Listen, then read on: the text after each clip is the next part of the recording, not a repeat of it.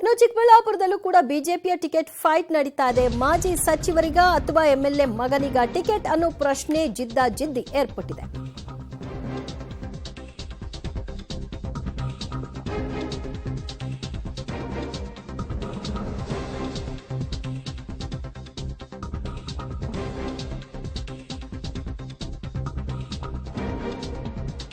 ಚಿಕ್ಕಬಳ್ಳಾಪುರದಲ್ಲಿ BJP ticket ಅಂತಿಮವಾಗಿಲ್ಲ. ಮಾಜಿ ಸಚಿವ ಸುಧಾಕರ್ಗೆ ಸಿಗುತ್ತಾ ಅಥವಾ ಎಂಎಲ್ಎ ವಿಶ್ವನಾಥ್ ಮಗನಿಗೆ ಸಿಗುತ್ತಾ ಟಿಕೆಟ್ ಅನ್ನುವಂತಹ ಪ್ರಶ್ನೆ ಮೂಡ್ತಾ ಇದೆ. ಮಗ ಅಲೋಕ್ಗೆ ಟಿಕೆಟ್ ಕೈತಪ್ಪುವಂತಹ ಆತಂಕ ಕೂಡ ವ್ಯಕ್ತಪಡಿಸಿದ್ದಾರೆ ವಿಶ್ವನಾಥ್ ಅವರು. ಮತ್ತೆ ಅವರು ಶಾಸಕ ಎಸ್ಆರ್ ವಿಶ್ವನಾಥ್ ಅವರು ಸಿಡಿಮಿಡಿಗೊಂಡಿದ್ದಾರೆ.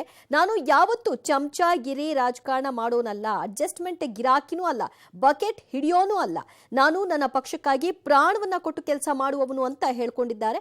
ಅಲೋಕ್ಗೆ ಟಿಕೆಟ್ ಸಿಗಬೇಕು ಅನ್ನೋದು ಅವರ ಒಂದು ಪಟ್ಟು ಆಗಿದೆ. ಬಹುತೇಕ ನಮ್ಮ ರಾಜ್ಯ ನಾಯಕರು ಎಲ್ಲ ಕೂಡ ಅಲೋಕ್ ವಿಶ್ವನಾಥ್ ಅವರ ಬಗ್ಗೆ ಒಲವನ್ನು ತೋರಿಸಿದ್ದಾರೆ, ಮಾತಾಡಿದ್ದಾರೆ. ಯುವಕ ಇದ್ದಾನೆ ಮತ್ತು ಚಿಕ್ಕಬಳ್ಳಾಪುರದಲ್ಲಿ ಕೊಟ್ಟರೆ ಖಂಡಿತವಾಗೂ ಗೆಲ್ತಾನೆ ಇವನು. ಮತ್ತು ಒಂದು 25 ವರ್ಷ ಅಲ್ಲಿ ಭಾರತೀಯ ಜನತಾ ಪಾರ್ಟಿಯನ್ನು ಗಟ್ಟಿಯಾಗಿ ಬೆಳೆಸುವಂಥ ಒಂದು ಇದಿದೆ ಅಂತೇಳಿ ಕೊನೆಗೆ ಅಂತಿಮವಾಗಿ ಅಲ್ಲಿ ತೀರ್ಮಾನ ಮೋದಿಜಿಯವರ ಸಭೆಯಲ್ಲಿ ತೀರ್ಮಾನ ತೊಗೊಬೇಕು ಅಂತಕ್ಕಂಥದ್ದು ಒಂದು ತೀರ್ಮಾನ ಇದೆ. ಆದರೆ ಒಂದೇನು ಅಂದರೆ ಚಿಕ್ಕಬಳ್ಳಾಪುರ ಲೋಕಸಭಾ ಕ್ಷೇತ್ರ ಈಗ BJPಯ ತೆಕ್ಕೆಯಲ್ಲಿರ್ತಕ್ಕಂಥದ್ದು. ಇದನ್ನು ಯಾವುದೇ ಕಾರಣದಿಂದ ಮತ್ತೆ ನಾವು BJPಯಿಂದ ಬೇರೆ ಪಕ್ಷಕ್ಕೆ ಬಿಡಬಾರ್ದು ಅಂತಕ್ಕಂಥದ್ದು ನಮ್ಮ ಹಠ, ನಮ್ಮ ಕಾರ್ಯಕರ್ತರ ಸಂಕಲ್ಪ ಕೂಡ ಹೌದು. ಆದರೆ ಮೋದಿಜಿಯವರ ಪ್ರಭಾವ ಇದೆ, ಇಲ್ಲ ಅಂತಲ್ಲ, ಅವ್ರು ಆಗಬೇಕು, ಪ್ರಧಾನಿ ಆಗಬೇಕು ಅಂತಿದೆ. ಆದರೆ ಅಭ್ಯರ್ಥಿ ಸ್ಥಳೀಯವಾಗಿ ಯಾವ ಥರ ಆಗ್ತಾನೆ ಅನ್ನೋದ್ರ ಮೇಲೆ ಕೂಡ ಡಿಪೆಂಡ್ ಆಗ್ತದೆ. ನಾನು ಯಾವತ್ತೂ ಚಮಚಾಗಿರಿ ರಾಜಕಾರಣಿ ಮಾಡೋನಲ್ಲ, ಅಡ್ಜಸ್ಟ್ಮೆಂಟ್ ಗಿರಾಕಿನೂ ಅಲ್ಲ, ಬಕೆಟ್ ಹಿಡಿಯೋನೂ ಅಲ್ಲ. ನಾನು ನನ್ನ ಪಕ್ಷಕ್ಕೋಸ್ಕರ ಪ್ರಾಣ ಕೊಟ್ಟು ಕೆಲಸ ಮಾಡೋವಂಥದ್ದು. ಆದರೆ ಒಂದು ಇವತ್ತು ನಮ್ಮ ವರಿಷ್ಠರು ಇನ್ನೂ 2 ದಿನ ಸಮಯ ಇದೆ. ಅಲೋಕು ಕೊಟ್ಟರೆ ಖಂಡಿತವಾಗಿ ಕೂಡ ಗೆಲ್ಲಿಸ್ತಾರೆ ಪಕ್ಷಾತೀತವಾಗಿ. ಯಾಕಂದರೆ ನಾನು ಈಗಾಗಲೇ ಒಂದು ಸುತ್ತು ಪ್ರವಾಸವನ್ನು ಕೂಡ ಮಾಡಿದ್ದೀನಿ. ಸರ್ವೇನಲ್ಲೂ ಕೂಡ ನನಗೆ ಗೊತ್ತಿರೋ ಹಾಗೆ ಅಲೋಕ್ದು ತುಂಬ ಚೆನ್ನಾಗಿದೆ, ಕೊಟ್ಟರೆ ಗೆಲ್ತಾರೆ ಅಂತಕ್ಕಂಥದ್ದು. ಅದಕ್ಕೆ ನಾನು ಒಂದು ತೀರ್ಮಾನ ಮಾಡಿದ್ದೀನಿ.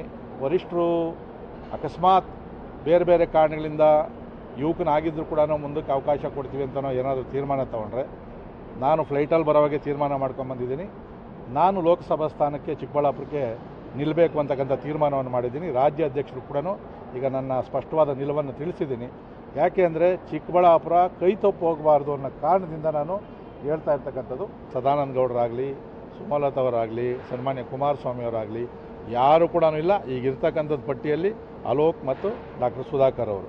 ಮೂರನೇದಾಗಿ ಈಗ SR ವಿಶ್ವನಾಥ್ ಅವರು. ಅಲ್ಲ, ಇನ್ನು ಅಂತಿಮವಾಗಿ ಮೋದಿಜಿಯವರು ತೀರ್ಮಾನ ತಗೊತಾರೆ ಅಂತಕ್ಕಂಥ ಮಾತನ್ನು ಹೇಳಿದ್ದಾರೆ. ಅಲ್ಲಿವರೆಗೂ ಕಾಯಿ ಅಂತ ಹೇಳಿದ್ದಾರೆ.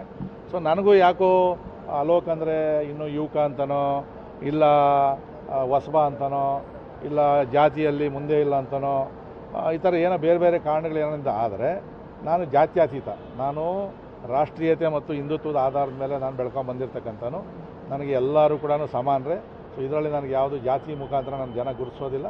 ಸೊ ಅದಕ್ಕೋಸ್ಕರ ಒಂದು ಸೀಟು ಚಿಕ್ಕಬಳ್ಳಾಪುರವನ್ನು ಗೆಲ್ಲೋದಕ್ಕೆ ಅವಕಾಶ ಇದೆ. ನನಗೆ ಲೋಕಸಭಾ ಸ್ಥಾನಕ್ಕೆ ನಾನು ರೆಡಿಯಾಗಿದ್ದೀನಿ. ಅವೆಲ್ಲ ಸಾಧ್ಯನೇ ಇಲ್ಲ ರೀ. ನಾನು ಹೇಳ್ದಲ್ಲ, 46 ವರ್ಷ ಪಾರ್ಟಿ ಕಟ್ಟರು ನಾನೇ ಬಂಡಾಯ ಮಾಡಲಿ. ಅಧಿಕಾರಕ್ಕೋಸ್ಕರ ನಾನು ಹೇಳ್ದಲ್ಲ, ಅಧಿಕಾರಕ್ಕೋಸ್ಕರ ನಂದು ಅಪಾಪಿ ಇಲ್ಲ, ಸೀಟ್ ಕೊಡಲಿಲ್ಲ ಅಂತೇಳಿ ನಾನು ಎಲ್ಲೂ ಒಂದು ಚೂರು ಆವತ್ತಿಂದ ಇವತ್ತವರೆಗೂ ಪಕ್ಷದ ವಿರುದ್ಧವಾಗಿ ಒಂದು ಚಕಾರನ ನಿಂತೋನಲ್ಲ. ಅದು ಬೇರೆ ಯಾರಿಗಾದರೂ ಹೇಳಿ, ಬೇರೆ ಪಾರ್ಟಿಯಿಂದ ಬಂದು ಇಲ್ಲಿ ಸೀಟ್ ಕೊಡಲಿಲ್ಲ ಮತ್ತೆ ಕಾಂಗ್ರೆಸ್ಗೆ ಹೋಗ್ತೀನಿ ಇವೆಲ್ಲ ಮಾತುಕತೆ ಮಾಡೋರಲ್ಲ, ಅದು ನನ್ನ ಜಾಯಮಾನದಲ್ಲಿ ಬರೋದಿಲ್ಲ, ಮುಂದಕ್ಕೂ ಇರೋದಿಲ್ಲ. ಈಗ ಸುಧಾಕರ್ ಅವ್ರ ಬಗ್ಗೆ ಮಾತು ಕೇಳಿ ಬರೋದಂದರೆ BJPಯಿಂದ ಈ ಸಲ ಟಿಕೆಟ್ ಕೊಟ್ಟಿಲ್ಲ ಅಂದರೆ ಕಾಂಗ್ರೆಸ್ಗೆ ಹೋಗ್ತಾರೆ ಅಂತ. ಅಲ್ಲ, ಅದ್ರ ಬಗ್ಗೆ ನಾನೇನು ಮಾತಾಡೋದಿಲ್ಲ. ಕಾಂಗ್ರೆಸ್ಗೆ ಹೋಗ್ತಾರೋ, ಕಾಂಗ್ರೆಸ್ಸಿಂದ ಇಲ್ಲಿಗೆ ಬಂದವರು, ನಾವಂತೂ ಈ ಪಕ್ಷದಲ್ಲಿ ಇರ್ತಕ್ಕಂಥವ್ರು.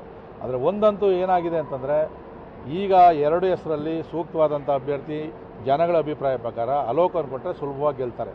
ಇಲ್ಲ ಅಂತಂದರೆ ಗೆಲ್ಲೋದು ಭಾಳ ಕಷ್ಟ ಇದೆ ಅದರಲ್ಲಿ. ಆಮೇಲೆ ಆ ಗೆಲುವು ಸೋಲು ತಕ್ಕಂಥದ್ದು ನಮ್ಮ ತಲೆ ಮೇಲೆ ಹಾಕೋದು ಬೇಡ ಅಷ್ಟೇ. ಯಾಕಂದರೆ ಜನ ತೀರ್ಪು ಕೊಡೋದು, ಜನ ತೀರ್ಮಾನ ಮಾಡ್ತಕ್ಕಂಥದ್ದು. ಭಾಳ ವಿರೋಧ ಇರತಕ್ಕಂಥ ಸಂದರ್ಭದಲ್ಲಿ ನಾವು ಏನು ಹೇಳಿದ್ರು ಕೂಡ ಜನ ಸ್ಥಳೀಯವಾಗಿರ್ತಕ್ಕಂಥ ಸಮಸ್ಯೆಗಳನ್ನು ನೋಡ್ತಾರೆ. ಅದರಲ್ಲೇನಾದರೂ ವ್ಯತ್ಯಾಸ ಆಯಿತು ಅಂದರೆ BJP ಮೇಲೆ ಎಲ್ಲ ಆಗಲಿ ಕಾರ್ಯಕರ್ತರ ಮೇಲೆ ಜವಾಬ್ದಾರಿನ ಹಾಕೋಂಥ ಕೆಲಸವನ್ನು ನಾವು ಪ್ರಾಮಾಣಿಕವಾಗಿ ಕೆಲಸ ಮಾಡ್ತೀವಿ.